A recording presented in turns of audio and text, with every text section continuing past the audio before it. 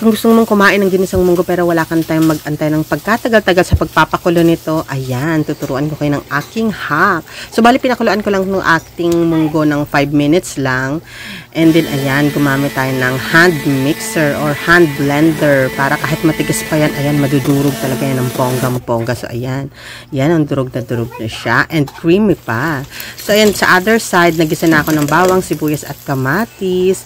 At ibubuhos na lang natin siya agad. Ganito talaga magluto ang mga mainipin at walang time. So, ayan, naglagay na tayo ng pepper, ng patis, at ng cubes. Optional. Kung makikita nyo, walang sahog ang ating munggo kasi yan ang gusto ko. Yung simple lang. Nag-add din tayo ng salt. Ang aking gamit ay Himalayan pink salt para mas healthy.